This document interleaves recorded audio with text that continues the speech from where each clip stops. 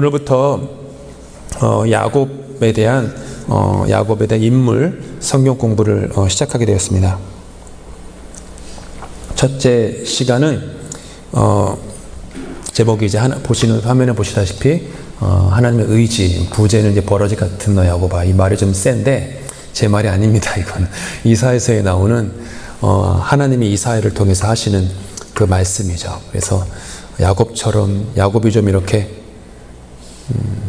개역 성경에서는 지렁이 같은 너 야곱아 이렇게 번역을 했고, 개역 개정에서는 버러지 같은 너 야곱아. 하나님이 이렇게 이스라엘을 정말 야곱 같다, 이렇게 좀 이렇게 믿음대로 살지 않고 네 뜻대로 네 마음대로 막 그렇게 가는구나, 이런 하나님의 어떤 말씀이었거든요. 그래서 야고보의 인생을 보면서 우리 자신의 인생을 좀 살펴보면 좋겠습니다. 주보에 나온 것과는 다르게 성경 본문 로마서로 바꿨습니다. 그래서 로마서 말씀 함께 읽으면서 우리 시작하겠습니다. 먼저 31절 그리고 31절부터 39절까지 함께 교독하도록 하겠습니다. 제가 먼저 31절 읽겠습니다. 그런즉 이 일에 대하여 우리가 무슨 말 하리요? 만일 하나님이 우리를 위하시면 누가 우리를 대적하리요? 자기 아들을 아끼지 아니하시고 우리 모든 사람을 위하여 내주시니가 어찌 그 아들과 함께 모든 것을 우리에게 주시지 아니하겠느냐? 누가 능히 하나님께서 택하신 자들을 고발하리요? 의롭다 하신 이는 하나님이시니 누가 정죄하리요? 죽을 뿐 아니라 다시 살아나신 이는 그리스도 예수시니 그는 하나님 우편에 계신 우리를 위하여 간구하시는 자시니라. 누가 우리를 그리스도의 사랑에서 끊으리요? 환난이나 공고나 박해나 기근이나 적신이나 위험이나 칼이라. 기록된 바 우리가 종일 주를 위하여 죽임을 당하게 되며 도살당할 양같이 여김을 받았나이다 함과 같으니라. 그러나 이 모든 일에 우리를 사랑하시는 이로 말미암아 우리가 넉넉히 이기느니라. 내가 확신하노니 사망이나 생명이나 천사들이나 권세자들이나 현재일이나 장래일이나 능력이나 함께 읽겠습니다. 높음이나 기쁨이나 다른 어떤 피조물이라도 우리를 우리 주 그리스도 예수 안에 있는 하나님의 사랑에서 끊을 수 없으리라. 아멘. 새해 첫 수요예배 시리즈로 야곱의 인생을 함께 묵상하려고 합니다. 몇 주가 될지 모르겠어요. 그래가지고 주보에 이게 언제부터 언제까지라고 이게 제가 쭉 봤는데 이게 좀 약간 뒷부분에 좀 시간이 좀 애매하더라고요. 그래가지고 못 넣었는데 뭐 10주가 될지 12주가 될지 뭐 그것보다 짧을지 모르겠지만 우선은 이렇게 가능하면 이제 매주마다 오늘 첫 번째 날이어서 하나님의 의지라고 이제 제목이 나간 것처럼 그렇게 이제 제목을 매주마다 이렇게 드리도록 하겠습니다. 지난 주일 설교에서 나눈 대로 새해는요 그냥 숫자의 변화가 아닙니다. 속사람이 변화해서 그 찰나의 욕망에서 영원한 가치로 그 인생의 그 관점, 그게 바뀌어지는 사람에게 새로운 날이 도래해요. 그렇지 않으면 그저 우리에게는 그 숫자만 바뀌는 새해가 있을 뿐 진정한 새해는 없습니다. 그래서 야곱을 택했습니다. 야곱만큼 속사람의 변화를 경험한 사람이 성경에 많지 않습니다. 오죽하면 그의 이름이 하나님께서 직접 그의 이름을 바꾸실 정도였겠습니까? 성경에 이름이 바뀐 사람이 몇 있죠. 사울이 바울로 바뀐 것처럼 야곱은 이스라엘로 바뀌었죠. 나중에 보겠지만은 야곱이라는 이름은 좋은 이름이 아닙니다. 뭐 지금 제이콥 이렇게 쓰지만 의미는 그 좋은 의미가 아니에요. 남의 발 뒤꿈치 잡는 사람 이런 뜻이거든요. 뭐 뒤통수 치는 사람 이런 뜻이죠. 어떻게 얘기하면 그거를 이제 자식 이름으로 너는 남의 뒤통수나 치며 살아라. 그리고 너의 이름은 제이콥이다. 뭐 이런 뜻은 아니겠죠. 근데 이름 뜻은 그거예요. 원래 그 뜻은. 그러니까 뒤꿈치를 잡는 자 혹은 움켜쥐는 자, 집착하는 자. 굳이 애써서 그 의미를 순화하자면은 집념의 사람. 여기까지는 순화할 수 있어요. 근데 그 정도예요. 하나님 이스라엘로 바꿔주셨죠. 하나님과 겨루어 이겼다. 약복강에서 나중 돼서야 야곱의 이름이 바뀌었는데, 그래서 그것이 나라의 이름으로 되지 않았습니까? 그렇게 이름 바뀐 사람이 많지 않아요. 게다가 사울이 바울로 바뀐 것은 성경에 기록이 없어요. 하나님이 너는 이제부터 바울이 되어라라고 말씀하시는 기록은 없거든요. 그러니까 어쩌면 아마 사울이 스스로 내가 이제는 사울이라는 이름을 버리고 바울로 살아야겠다. 혹은 초대교회가 저 사람은 사울이었는데 사울이라는 이름보다는 저 사람은 이제 바울로 불러야겠다. 어쩌면 저렇게 바울이 뜻이 작은 자거든요. 작은 자. 그러니까 어떻게 저렇게 겸손하게 살까. 그렇게 바꿔주면 아무튼 하나님이 직접 그 이름을 개명시키신 건 아니에요. 근데 야곱은 하나님이 직접 그 이름을 개명시키셨죠. 그만큼 야곱은 그 속 사람이 아주 그냥 변화된 대표적인 인물이에요. 그리고 야곱의 인생을 우리 살펴보실 텐데 야곱만큼 부족하고 허물 많은 사람이 성경에 별로 없어요. 인간적으로 보면 정말로 그냥 너무 부족한 사람이에요. 인격적으로도 그렇고 성품도 그렇고 그냥 행동도 그렇고 뭐가 좀 이렇게 아주 부족한 사람이에요. 허물이 너무 많은 사람이에요.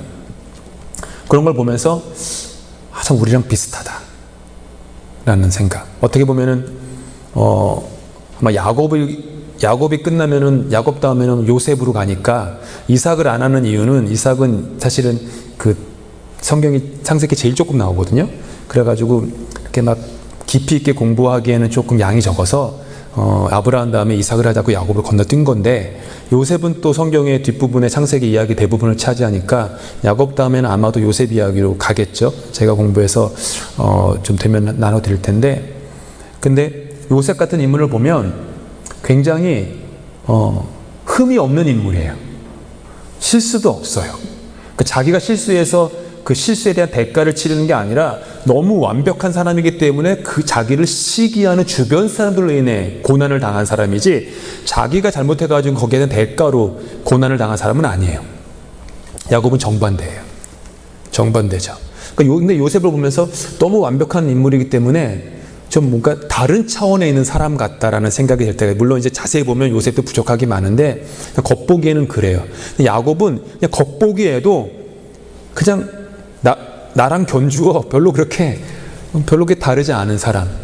야곱의 인생에서 하나님이라는 존재를 떼어놓고 그 사람의 인생을 바라보면 어떻게 보면 나보다 훨씬 못한 사람.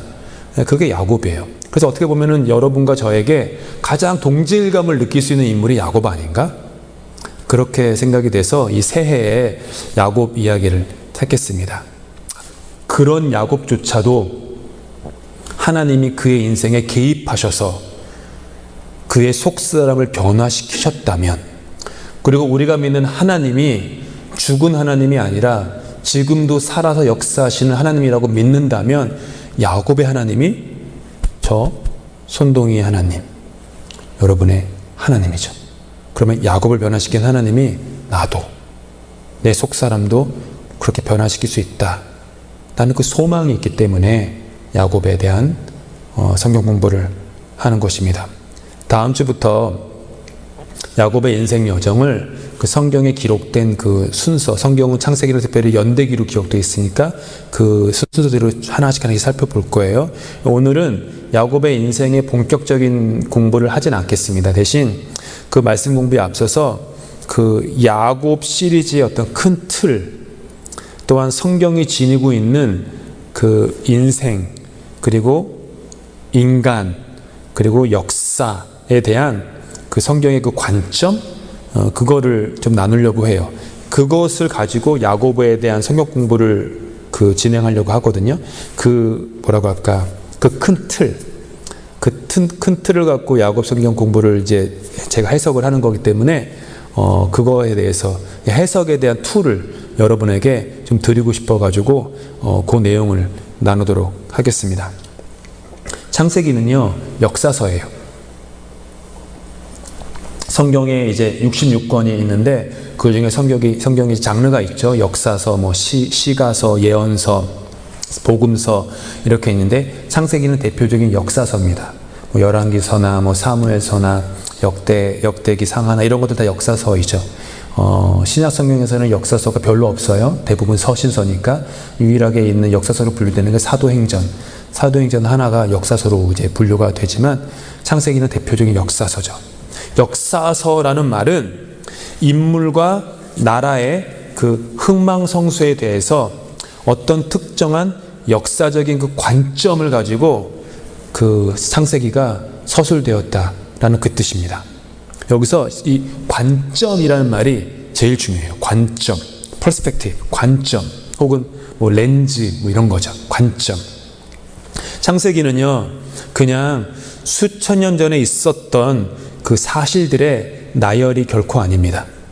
창세기는 그 책을 모세죠. 성령의 감동으로 저술한 그 모세가 어떤 특정한 역사적 관점을 가지고 골라낸 사실들을 기록한 거예요.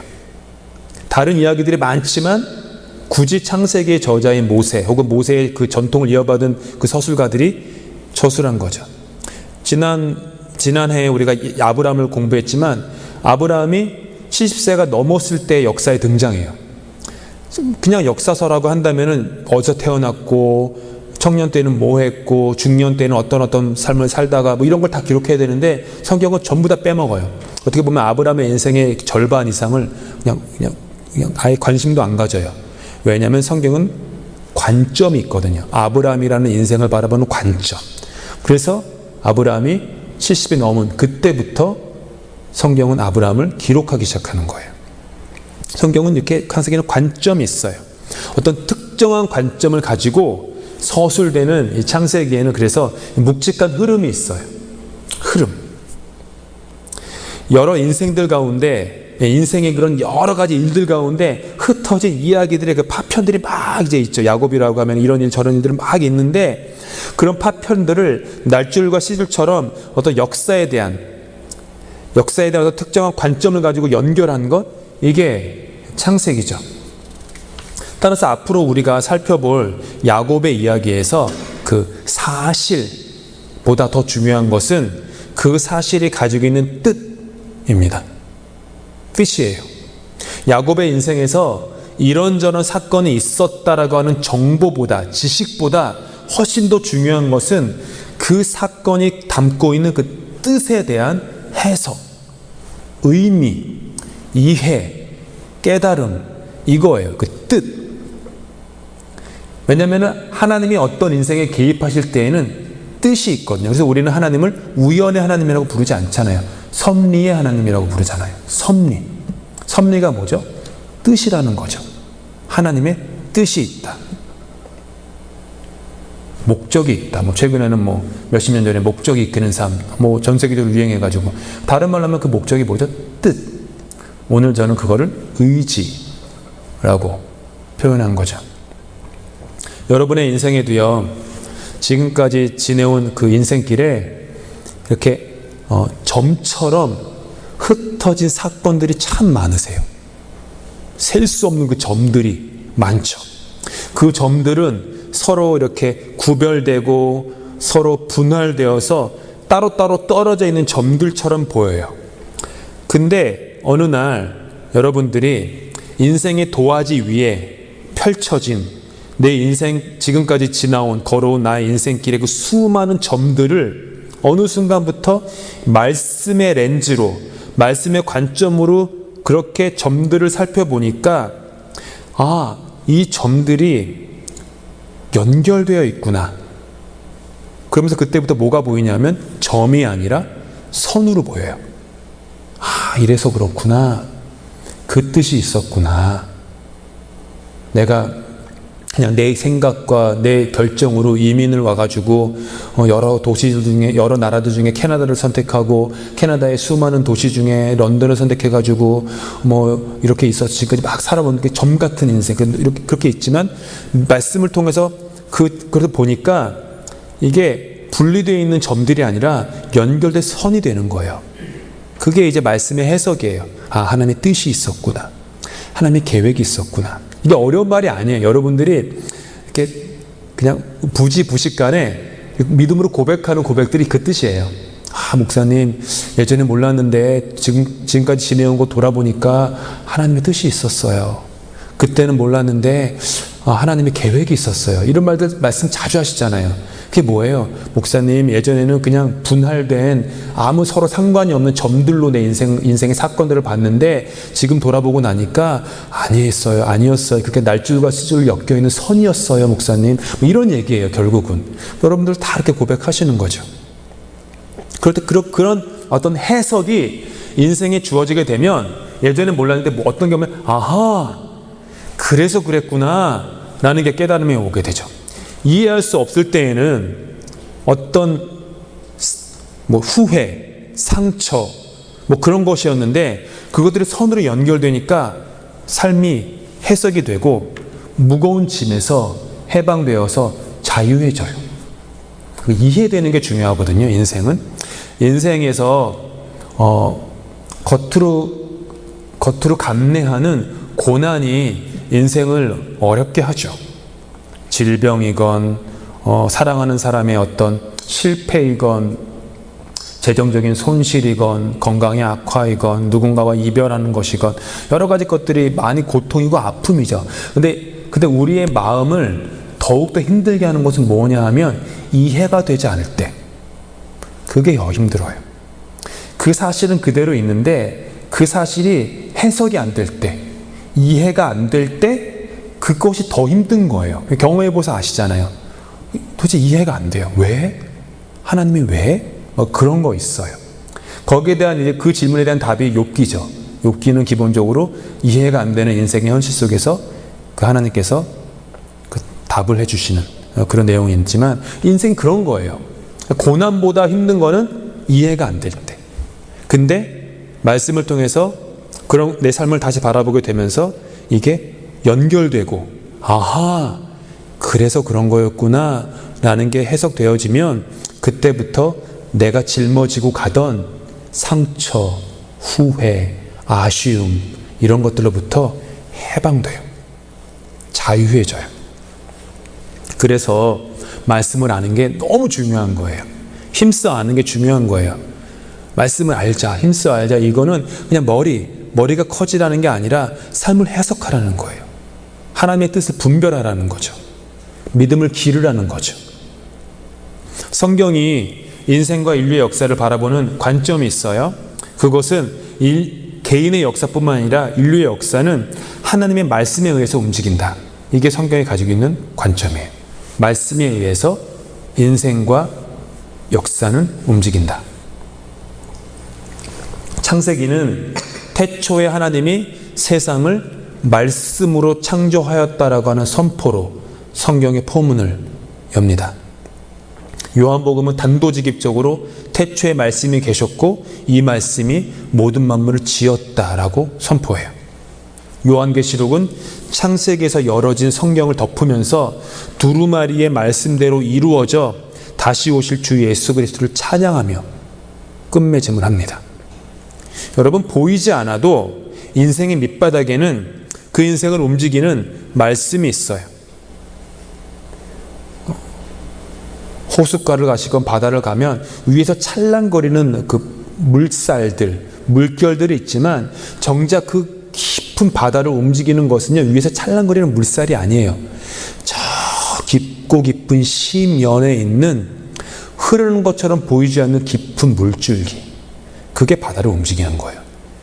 인생도 그래요. 위에서 찰랑거리고 요란스럽고 일희일비하는 그런 작은 파도가 인생을 움직이는 게 아니라 보이지 않아도 저 밑바닥에, 우리 인생 존재 밑바닥에 흐르는 심연에 있는 말씀의 물줄기, 말씀의 흐름, 말씀의 움직임, 그것이 우리 인생을 주장하고 있는 것이죠. 말씀은 뜻이에요. 말씀은 의지죠. 말씀이라는 그 하나님의 뜻과 의지가 창세기에서부터 요한계시록까지 관통하고 있는 거예요. 말씀이라는 하나님의 뜻과 의지가 인생의 출생과 죽음까지 관통하고 있는 거죠. 그래서 이와 같은 관점으로 야곱의 인생을 살펴보려고 해요. 야곱의 인생을 통해 저와 여러분의 인생을 살펴볼 수 있으면 좋겠습니다. 오늘은 서론이에요. 야곱의 이야기는요, 저의 이야기이고 여러분들의 이야기입니다.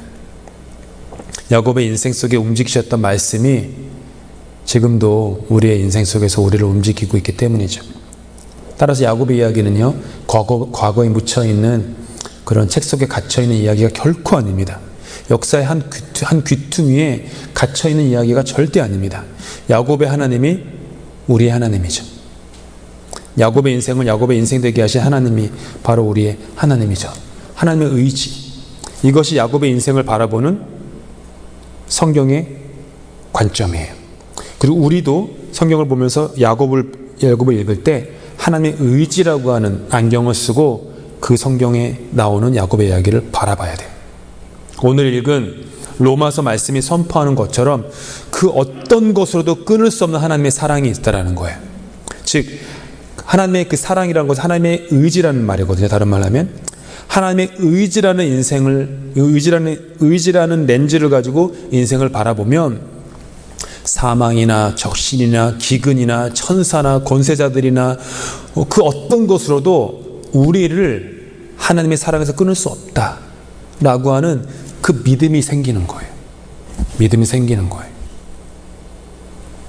그렇게 되면 세상과 전혀 다른 해석을 할 수 있어요. 그러니까 사도 바울이요, 이 안경을 썼던 거예요. 그래서 사도 바울은 나는 가난하지만 부하고, 나는 어리석지만 지혜롭고, 나는 아무것도 없지만 모든 것을 가진 사람이고, 이런 그 고린도서에 나오는 고백을 사도 바울은 그냥 말을 멋있게 하려고 한 게 아니라 이 하나님의 의지를 가지고 있었기 때문에 그 말을 한 거예요. 비록 내가 겉으로 볼 때 나는 가난하지만 아니다. 내 삶 속에 하나님의 의지가 흐르고 있기 때문에 나는 그 누구보다 부하다. 나는 병들어 가지고 내 몸의 지병을 고치지도 못한 채 너무너무 이 병 때문에 고통스러워하고 있지만 아니다. 하나님의 은혜가 내 안에 족하다. 나는 강건하다. 세상에서 나는 멸망하는 사람의 자식처럼 보이지만 아니다. 나는 부활의 자녀다. 이런 고백. 왜? 하나님의 의지를 가지고 자기 인생을 바라보니까 그냥 눈에 보이는 어떤 현상들과 겉모습에 일희일비하지 않고 묵직한 믿음을 가지고 갈 수 있었던 거죠. 그러니까 이렇게 보는 관점이 다르면 해석이 달라져요. 소동파의 그 여산에 대한 그 시가 있습니다. 아주 좋은 시예요. 횡간성령 측성봉 원근고저 각부동 불식여산 진면목. 여기서 진면목이란 말이 나온 거예요. 지연신제 차산중. 가로로 보면 여산은 이제 중국의 유명한 산이에요. 가로로 보면 첩첩이 산등성이고 옆으로 보면 뾰족한 봉우리인데 멀거나 가깝게 높거나 낮게 보아도 제각기 다른 모습이네. 여산의 참모습을 바로 보지 못한 것은 내 몸이 산속에 있기 때문이네. 여산은 그냥 늘 거기에 있어요. 그 산은 그대로 있는 거예요. 그 여산을 여러분이 생각할 때 뭐 진리라고 보실 수도 있고, 그렇죠? 어떤 하나님이라고 보실 수도 있어요. 늘 거기에 있어요. 근데 이렇게 보면은 산등성처럼 보이고, 이렇게 보면은 뾰족한 봉우리를 보이고, 제각기 다른 모습으로 보이는 거예요. 참모습을 보지 못하는 건 뭐죠? 내 몸이 산속에 있기 때문. 그 산이라고 하는 어떤 것에, 나의 작은 우물에, 그러니까 우물한 개구리라는 얘기예요. 갇혀있기 때문에 참 면목을, 진면목을 보지 못하고 있구나. 이게 뭐냐 하면 나 자신의 인생을 바라보는 그 자리가 바뀌면요, 해석이 바뀌어요. 그 자리를 바꾸셔야 돼요. 해석하는 자리를. 죄와 허물의 자리에서 바라보고 욕심과 욕망의 자리에서 바라보면요, 내 인생이 그냥 그거예요. 하지만 하나님의 말씀에서 내 인생을 바라보면 내 인생은 달라지는 거예요. 다른 사람이 자신의 자리에서 나의 인생에 대해서 이러쿵 저러쿵 얘기하면 그럼 그 자리에서 바라보는 거예요. 그것 갖고 내가 정말 그런 줄 알고 생각해가지고 막 낙심하기도 하고, 아니면 또 지나치게 나에 대해서 뭐 아부를 하게 되면 내가 진짜 뭐라도 된 사람처럼 어깨가 으쓱거리고, 그럴 필요 없는 거예요. 말씀의 자리에서 나의 인생을 보면 되는 거예요. 마치 뭐 영화에 나오는 것처럼 나란 존재가 여기에 있고 또 다른 나의 어떤 영이 이렇게 분리돼 가지고 위에서 나의 존재를 바라보는 것처럼 그렇게 나를 바라봐야 되는 거예요. 말씀으로 손동이라는 존재를 바라봐야 되는 거예요. 그러면은 나를 알 수 있어요. 산속에 갇혀 있으면 산을 볼 수 없어요. 보는 자리에 의해서 나란 사람의 존재의 참모습을 볼 수도 있고 보지 못할 수도 있어요. 어쩌면 평생 동안 나란 사람의 존재를 제대로 보지도 못하고 인생을 마무리한 사람도 부지기수겠죠. 교회 다니면서도 심지어 나란 사람의 존재가 어떤 존재인지도 모른 채 그저 그냥 종교 생활을 답습하면서 그냥 습관에 함몰되어서 그렇게 지내다 보면 그렇게 그냥 가는 거예요.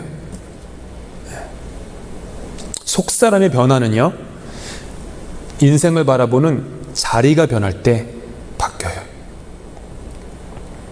진정으로 새해를 맞이하려면 인생을 바라보는 자리가 변해야 돼요. 예수 십자가 죽음 있죠. 여기 십자가 보이시죠? 십자가 죽음. 십자가도요, 한번 생각해 보세요. 세상의 자리에서 그 십자가를 바라보면 해석이 달라요.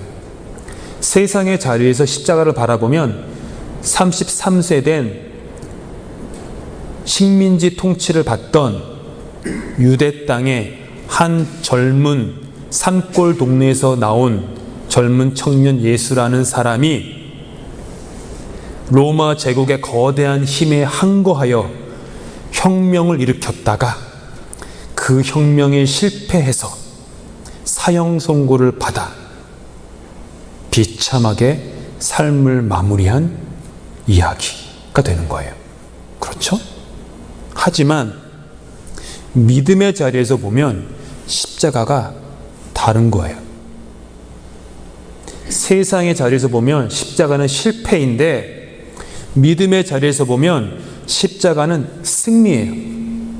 세상의 자리에서 보면 십자가는 죽음인데 믿음의 자리에서 보면 십자가는 부활이에요. 세상의 자리에서 보면 십자가는 마침표인데 믿음의 자리에서 보면 십자가는 쉼표가 되는 거예요. To be continued. 이런 게 되는 거예요. 얼마나 달라요? 십자가라는 하나의 어떤 사실을 바라보는 것도 내가 어느 자리에 서 있느냐에 따라서 완전히 다르잖아요. 그런 거예요. 야곱의 이야기는 야곱의 이야기는 의지에 대한 이야기예요. 의지. 근데 야곱의 인생이 그 어느 누구보다도 고난스러웠던 인생이 될 수밖에 없는 것은 의지가 하나가 아니었다라는 데 있었어요. 두 개의 의지가 서로 딱 씨름하는, 야곱의 인생은 씨름하는 인생인데, 평생을 씨름하는 인생인데, 야곱의 인생은 그게 그냥 몸의 씨름이 아니라 두 개의 의지가 서로 막 씨름하는 그 인생이었어요. 하나는 야곱의 의지였고 다른 하나는 하나님의 의지였어요. 야곱은 나면서부터 자기 스스로의 의지로 인생을 경영한 아주 대표적인 인물이에요. 처음부터 그랬어요. 잘 아시다시피 엄마 뱃속에서 태어날 때 장남으로 못 태어나가지고 둘째로 태어나면서 그 형 에서의 뒤꿈치를 잡고, 한번 생각해 보세요. 성경이 무슨 관점이에요? 지금 야곱의 인생을 바라보는 관점이, 얘는 자기가 기억도 못하는 어머니 태에 있을 때부터 자기의 의지를 가지고 자기의 인생을 경영하기 위해서 어떻게든 몸부림쳤던 그런 사람으로 시작 그리는 거잖아요. 그게 야곱의 인생. 평생 그렇게 살았어요, 야곱은. 그래서 그의 인생이 너무너무 고달팠어요. 왜? 자기의 의지가 너무 앞서가니까 하나님의 의지랑 계속 부딪히는 거예요. 자기의 뜻과 하나님의 뜻이 맨날 부딪히고, 자기의 목적과 하나님의 목적이 맨날 부딪히다 보니까 야곱의 인생이 고단하고 피곤할 수밖에 없고 고난으로 점철된 인생이 될 수밖에 없던, 우리도 마찬가지예요. 하나님의 의지가 있거든요. 하나님이 누군가를 교회로 부르실 때, 세례를 통해 그 사람을 새롭게 하실 때, 때마다 시마다 있는 성만찬을 통해서 그리스도의 몸과 피로 우리를 새롭게 하실 때에는 그 한 사람 한 사람의 인생을 향한 하나님의 의지가 있다는 거예요. 근데 그 하나님의 의지가 하나님의 의지대로 펼쳐지지 못하게 방해하는 가장 큰 적은 누구죠? 다른 사람이 아니에요. 바로 나 자신. 내 안에 있는 나의 의지, 나의 뜻, 나의 고집, 집착, 나의 집념, 이런 것들. 그걸 자존심이라고도 할 수도 있고, 일본말로 곤조라고 할 수도 있고, 수많은 것들. 그렇게 다양하게 불리는 그런 것. 결국 나의 의지죠. 그것들이 앞서가니까 자꾸 인생이 그냥 뒤뚱뒤뚱 거리고 비틀비틀 거리는 거죠.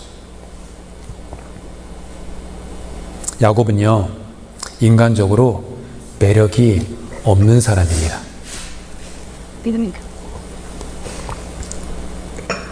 제가 장담하건대 야곱이 2023년 1월 어느 주일 런던 한인교회에 새 가족으로 왔다면 어느 누구도 야곱을 친구 삼고 싶지 않았을 거예요.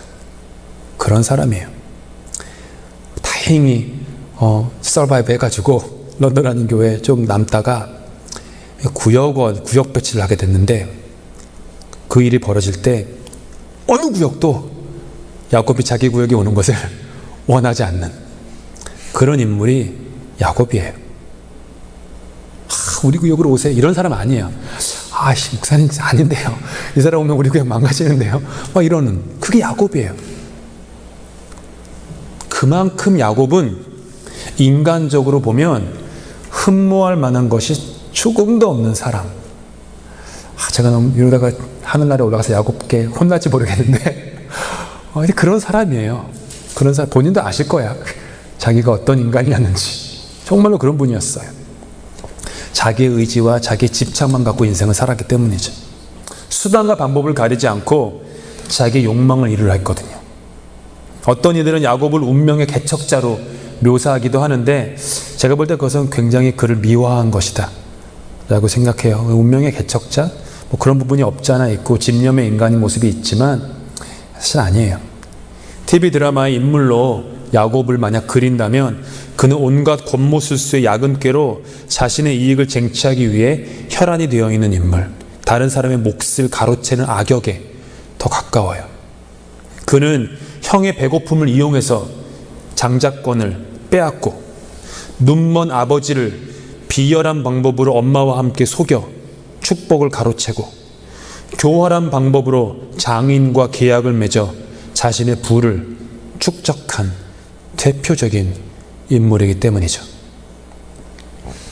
하지만 이처럼 버러지 같은 야곱에게서 저는 이상하게 묘한 동질감을 느낍니다. 야곱의 교활함 속에 우리의 감추어진 교활함이 엿보이고, 그의 치사한 모습 속에 우리의 치졸한 그늘이 살짝 비치고, 목적을 이루기 위해 교활한 방법을 쓰는 그를 보며 우리의 이익을 위해 수단 방법을 가리지 않는 그런 우리의 모습들이 엿보이기 때문입니다. 비록 그렇게 실행하진 않았더라도 마음속에서 수만 번 그래 볼까? 하고 생각했던 우리들의 모습들. 야곱의 모습이 우리들의 모습입니다. 아니, 야곱이 우리입니다.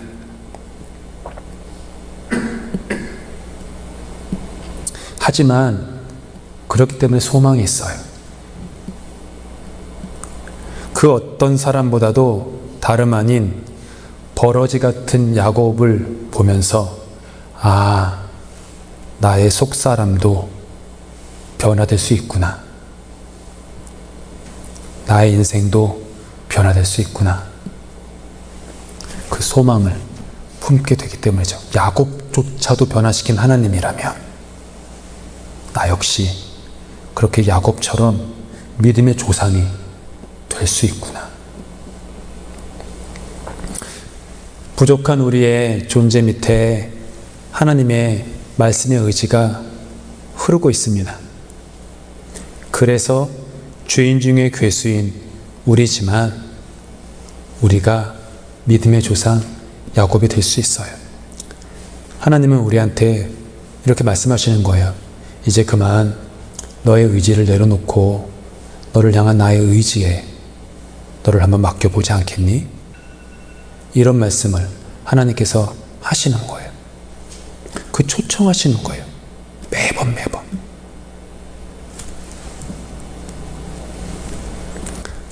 로마서 말씀 마지막으로 한 번 더 함께 읽을 때 이 로마서 8장 34, 35절 그리고 38, 39절에 나오는 이 말씀을 읽을 때 그 하나님의 의지, 하나님의 의지에 대해서 한번 마음 되새기면서 한번 곱씹으며 읽어보겠습니다. 시작.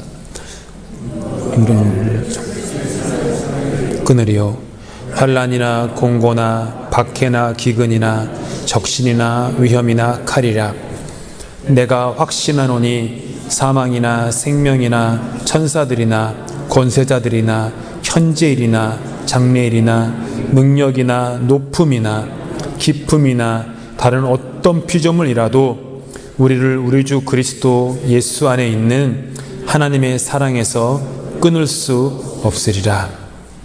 하나님의 의지에 더 붙들린 바 되어서 우리의 인생을 하나님의 뜻대로 내 주여 뜻대로, 그 찬송가 있잖아요. 내 주여 뜻대로 행하시옵소서, 고백처럼 그 하나님 뜻대로 우리의 삶을 맡기면서 야곱처럼 우리의 버러지 같은 우리의 모습이지만 이스라엘로 변화되는, 그래서 진정으로 새해를, 영혼의 새해를 맞이할 수 있는 저 여러분 다 되시면 좋겠습니다. 다음 주부터 이미 하실 수도 있겠지만 한 번 더 창세기에 나오는 야곱의 이야기를 읽으시면서 성경 공부 참석하시면 좋겠습니다. 한 번 아니라 여러 번 읽으시면 좋아요.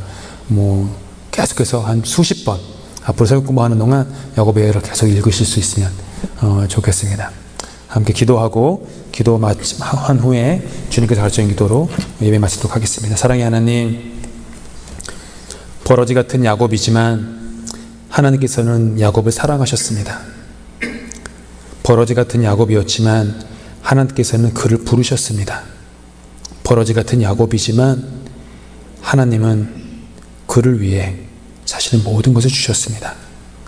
하나님, 죄인 중에 괴수인 우리, 버러지 같은 우리, 사람들은 우리의 겉모습을 보며 이런저런 칭찬을 할지 모르지만 우리 속사람이 어떤 생각을 갖고 있는지, 어떤 마음을 품었었는지 주님은 다 아십니다.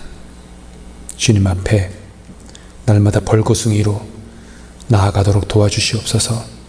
그래서 주님, 우리도 야곱처럼 이스라엘로 변화되는 그런 새 사람이 되고 새 옷을 입는, 묵은 땅을 기경하는 그런 새로운 존재로 변화시켜 주시옵소서. 우리의 의지보다 우리의 인생 밑바닥에 흐르는 하나님의 의지가 더 굳건하게 흐르는 것을 믿습니다.